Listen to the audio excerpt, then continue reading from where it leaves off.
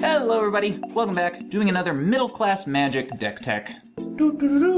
Yes, and today we have cyclers. Ikoria was sort of a treasure trove for good-ish cycling cards at Uncommon. A lot of one-mana things, and a lot of things to capitalize on cheap cyclers.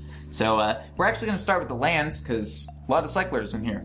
So we got basic plains, basic mountain, basic swamp, because why not? 3 ancient tombs for all of the cards that have cycling of 2 colorless or what have you, just to get multiple ones in a turn. Yes. Then we got 4 forgotten caves, 4 secluded steppes, and 3 barren moors because we like to cycle. Yeah, they're lands and they cycle. It's great. Yeah, and they cycle for 1 mana. And then you also have your nomads outposts because they Yes. provide all your colors. And happen to be uncommon. Yes. I should mention that if you don't know what middle class magic is, it's all uncommons. So these are all uncommons, and that's why there aren't better lands in this slot. Like, for instance, those new triomes, which are just like a strict upgrade. Because they also have cycling. But we get Ancient Tomb. We do get Ancient Tomb, which is pretty busted. Because someone decided that... That set doesn't have... That set doesn't have those, so it makes it even weirder. Yeah, but it is uncommon. All these things have been printed at uncommon. Yeah, so let's just go over some... Actually, we'll go over some boring cyclers first, because most of the time these cards, we're just going to be cycling them. So we have 3 cast outs, which of course can remove a permanent, sort of O-ring a permanent, and it has flash. So it's actually probably one of the better cards to actually cast. And it cycles for 1 mana, which is insane. Yes. Then we have Razakat's Right, another 5-mana card, goes and searches for anything, but also cycles for 1 black. Which so is majority case what you're going to do.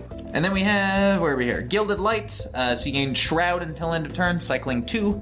I just like that card. And gaining Shroud's kind of useful in case your opponent wants to kill you with some giant thing. Then we got 4 Acromas Blessings, so that also cycles for 1 white. Creatures you control gain protection from the color of your choice until end of turn, which can also let you get in for lethal with some of these big finishers, but we'll talk about that later. Also protects them as well. Yes. 4 Footfall Crater, so also not a terrible one to cast, especially if you have giant dudes, because giving a giant dude trample is pretty good. And haste. It's pretty scary. Yeah, and it cycles for a colorless, which is beautiful. So yeah, that's in there. And then we have 4 Street Wraith, the best cycler, because it's free, costs 2 life, but what's 2 life? What's 2 life? What's 2 life among chums? That's what I always say. Yeah, so Street Wraith, of course, lets you get cycling in your opponent's turn when you're all tapped out. They don't expect it.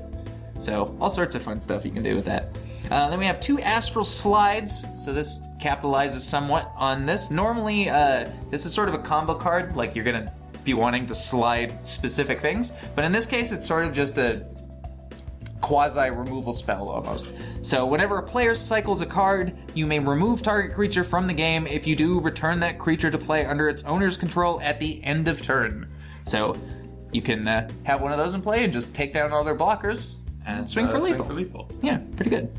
Also lets you get rid of tokens and fun stuff like that, of course. Then we got Xena Flare. This is the easiest win condition. Xena Flare deals X damage to any target, and you gain X life, where X is the number of cards with cycling in your graveyard, which is most of the cards. So big damage. Late game, it's just going to go, oh, you're dead. Yep. And early game, if you need to, you can just pick something off, because you can point it at anything. So that costs 4, and it's instant, which is very nice. Then, where are we here? So, then we got the things that really capitalize. So we have Flourishing Fox. So it's a 1/1 for 1. Whenever you cycle a card, he gets a +1/+1 counter, and he can also cycle for 1. So if you already have a bunch of big finishers in play, and you don't really want to get started on another one, you can always just cycle your extra ones. Yeah, pump the other things. Then we got 4 Valiant Rescuer. Again, both Ikoria cards. Valiant Rescuer, 3/1 for 2, which used to be good, but you gotta have abilities to be a 3/1 for 2 now. Yeah. So, of course, whenever you cycle a card for the first time each turn, you create a 1/1 white human soldier. So, with cards like Street Wraith and all these really cheap cyclers, you can probably do this on your turn and your opponent's turn pretty consistently. And it just provides you a whole bunch of chump blockers. Yeah. And again, if you have all your things in play and you just need the cycling, he cycles for 2. Beautiful. Then we have 4 Vial Manifestation, so a slightly older one, but probably the best of the three because it doesn't really require you to actually do anything when it's in play. It just requires you to have cards with cycling in your graveyard, and it gets +1/+0 for all the ones that you do have, and it cycles for 2, just like all these other ones. So, pretty great. Unlike the Fox, where you have to build it up, he just shows up and he's like, hey, you need to block me, you're gonna die. And this is middle class Magic, so there are cards like Lightning Bolt, which don't hit a 0/4 very favorably. Yes. So, that's pretty good. So that is middle class cyclers. Boom.